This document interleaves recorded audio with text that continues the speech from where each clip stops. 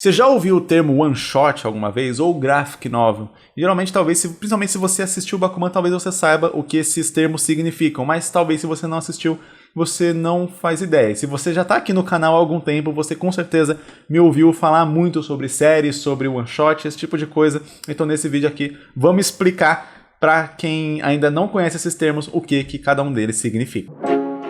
Hey galera, meu nome é Jason, eu sou ilustrador, sou quadrinista, autor aqui do mangá Makaimei, que está sendo publicado atualmente pela editora Conrad, e também do mangá Hooligan, que é uma série, né, tem vários volumes aqui lançados, e caso você queira, Hooligan pode ser lido de graça, o link está aqui na descrição, para ler Hooligan, para ler meus outros mangás, e para você comprar Makaimei também. Mas vamos falar aqui um pouco sobre alguns termos utilizados, né, por quem faz quadrinho, por quem faz mangá aqui no Brasil, e que talvez quem está começando agora ainda não captou esses termos exatamente, o que eles significam, por que a gente fala, por exemplo, sempre que é bom começar com one shot. Vamos lá. One shot vem do inglês, né, o que significaria um tiro, né, um tiro único. Basicamente, esse tipo de história se refere, né, a obras que são centradas em um único capítulo, em um único volume, em uma história contada do começo até o fim, em um número limitado ali de páginas, onde você não precise de novas edições para você poder ler, o que seria o oposto de uma série.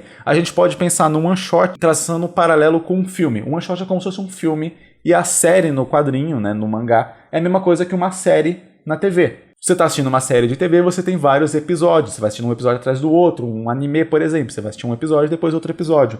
O filme, por mais que às vezes ele tenha uma continuação, é raro você assistir um filme, talvez acho que só Matrix até hoje fez isso, e aqueles filmes de parte 1, parte 2, né? Tipo Harry Potter, Relíquias da Morte parte 1, parte 2, enfim. Ainda que tenham esses filmes com continuação, a grande maioria dos filmes, ela é uma história fechada dentro daquele filme. Você não vai terminar de assistir o filme e vai pensar, nossa, eu preciso ver agora o próximo para saber o que acontece em seguida. Você pode ficar com esse pensamento, se o filme foi bom, você fala, eu quero ver uma continuação, eu quero ver mais. Só que a história que o filme apresentou ali, ela foi contada naquele filme ali. Os personagens foram apresentados naquele filme ali e a história foi concluída naquele filme. Geralmente tem um vilão, tem alguma trama para ser resolvida e ela é resolvida naquele filme se o filme for bem feito, é claro. Então o one shot ele se refere a uma história muito mais parecida com o filme.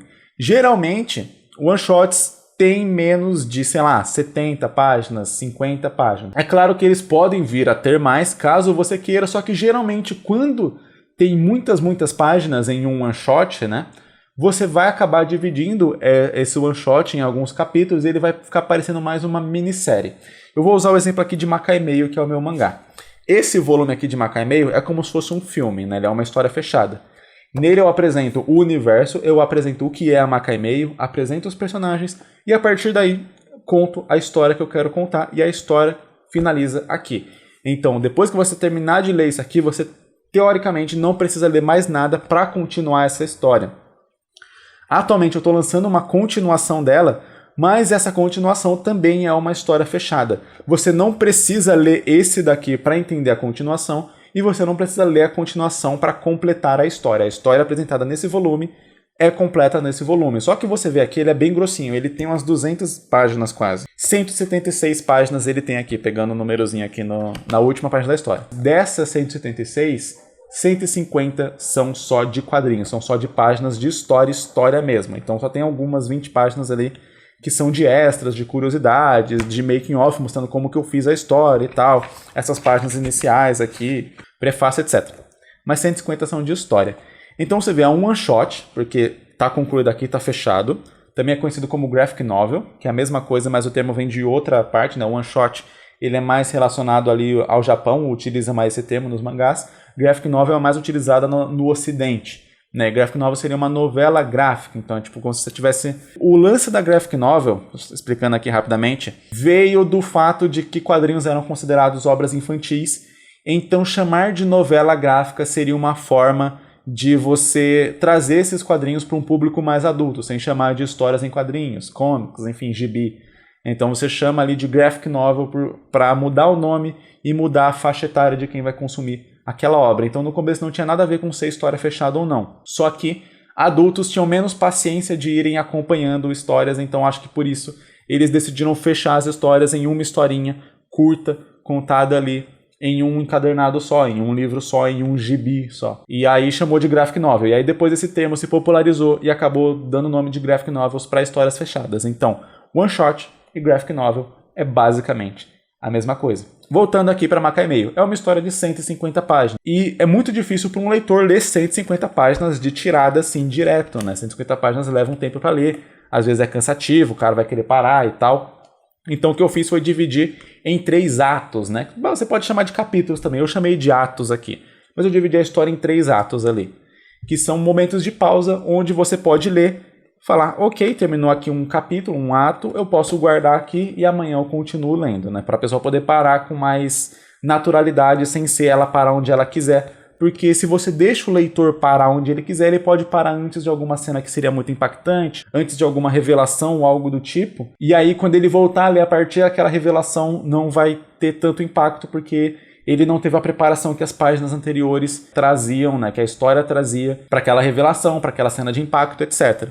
Então é mais legal você, como autor, tentar definir onde que o leitor vai parar, né, dar para ele alguns pontos de descanso para ele parar, porque assim você tem mais controle do ritmo da sua obra, o ritmo que ele vai ler a sua obra. É claro que você não tem como controlar, o cara pode parar onde ele quiser, mas se você der essas guias, né, com capítulos e coisas do tipo, se a sua história for grande, ajuda a você ter a melhor reação possível do leitor na história, né? Ele consumir a história do jeito que você criou. É tipo um filme. Se você tá assistindo um filme e fica pegando o celular o tempo inteiro para mexer, você perde concentração no filme e acaba não absorvendo tudo que o criador, né, que o diretor do filme pensou para te mostrar. Por isso que geralmente quando a gente assiste um filme no cinema, ele parece melhor do que em casa, porque em casa a gente tem mais distrações. O filme ele foi feito para o cinema, foi feito para você assistir sem parar, para você assistir sem pausar, para você assistir direto do começo até o final, sem se desconcentrar. E aí o filme acaba parecendo melhor. Então beleza, isso aqui é um one shot, isso aqui é uma graphic novel, só que quando você acaba separando em capítulos, você pode chamar de minissérie. Então dá para chamar esse Makai aqui de minissérie porque ele tem 3 capítulos. Só que ele é fechado aqui. Já Hooligan, por exemplo, é outra obra que eu faço. Aí sim, ele é uma série. Então você tem o volume 1, volume 2, volume 3 aqui. A gente tem 6 volumes lançados de Hooligan atualmente. E vai ter mais. Aqui. Fica até bem pesado. Você não pode pegar aqui o volume 4 e ler sem ler os 3 primeiros. A história ela vai seguindo uma progressão. É que nem o anime que você assiste, o seriado que você assiste. Você não pode pegar um episódio lá no meio porque você não entendeu toda a história que foi construída. Então, aqui já é uma série. Então, basicamente, essa é a diferença entre one shot, graphic novel e série. A série, você vai fazendo continuado, vários capítulos até chegar uma hora que terminar. É claro que se você tem uma minissérie, vamos supor que Hooligan aqui terminasse no volume 2. Aqui eu concluí a história. Esses 2 volumes são finos. Você vê que os 2 volumes aqui dá praticamente o de Makai. Se eu pego isso aqui e junto em um volume só, eu posso chamar de graphic novel, eu posso chamar de one shot também. Só que ele vai ser dividido em capítulos exatamente porque é um volume mais grosso e tal. Watchmen, por exemplo, ele foi feito como uma série em 12 capítulos, em 12 volumes, né? Cada revistinha era um capítulo, era um volume separado. Depois ele foi compilado num livro mais grosso, né? Com esses 12. E, a partir daí, o Watchmen virou uma graphic novel, passou a ser chamado de graphic novel. Então, são só termos que são usados para você definir o que você faz. Por que a gente fala sempre para começar por one shot? É porque se você está começando a fazer mangá agora, está começando a fazer seus quadrinhos agora, fazer uma série leva muito, muito tempo. Então, por exemplo, aqui Hooligan tem 6 volumes, aqui levou anos para fazer, levou uns 5, 6 anos para fazer. E não concluir a história, então é uma história bem longa. Vai levar mais alguns anos para eu terminar. Então é difícil você falar, pô, eu vou me dedicar 10 anos para fazer uma série, por exemplo. Você não sabe o que vai acontecer na sua vida.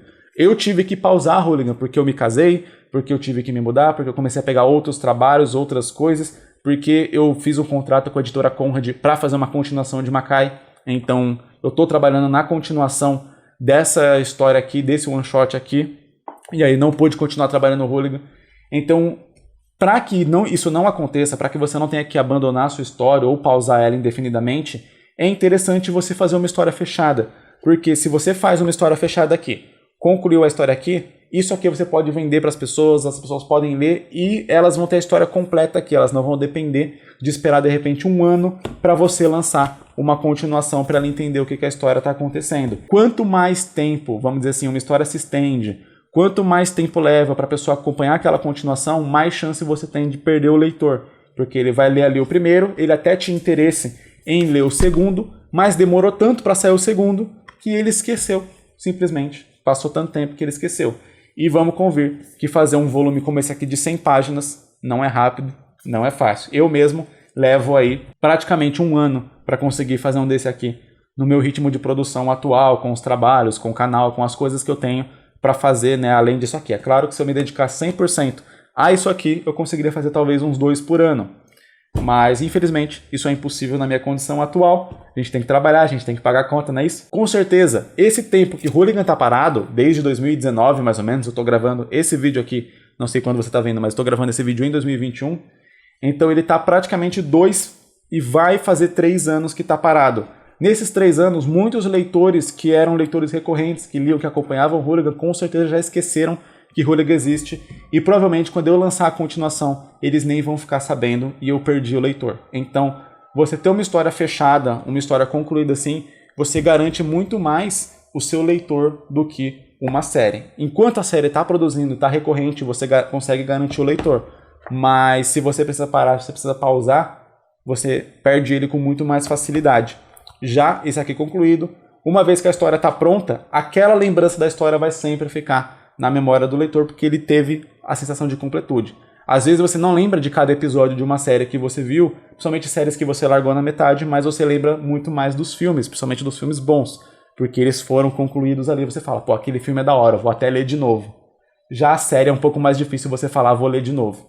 Então, fica aí o conselho para você que está começando a fazer o seu primeiro mangá, seu primeiro quadrinho, comece por um one shot, principalmente um mais curtinho, para você pegar a experiência, para você entender como é que funciona a coisa, porque quando a gente começa, a gente vai cometer muitos erros, então é melhor você cometer os erros numa história curta do que cometer erros numa história que você vai continuar e fazer durante anos. Hoje, eu já mudaria muita coisa aqui no volume 1 de Hooligan. Infelizmente, eu não posso, porque eu teria que mudar o que eu fiz em 6 volumes e foram 5 anos para fazer isso aqui. Já se você faz um shot de 20, 30 páginas, você consegue pensar, já sei o que eu vou melhorar e no próximo você melhora. É muito mais fácil, muito mais tranquilo de você evoluir até você estar pronto para fazer a sua série. Muito obrigado por ter assistido esse vídeo, deixe seu like aqui embaixo caso você gostou e caso ele tenha sido um conteúdo útil para você. Saem vídeos aqui novos no canal, toda segunda, quarta e sábado às 5h30 da tarde. Então mesmo o YouTube não mandando recomendação, notificação, que eu sei que ele não manda, você pode entrar nesses dias no canal que vai ter vídeo novo sempre, beleza? Deixe seu like aqui embaixo e seu comentário também é muito importante para o YouTube resolver enviar essas notificações e essas recomendações para os inscritos aqui do canal. A gente tem muito inscrito que não recebe os vídeos e aí a gente fica triste. De qualquer modo, valeu por assistir. Tem aqui outros vídeos recomendados para você. Tenho certeza que algum deles vai ser útil. Falou! É nóis!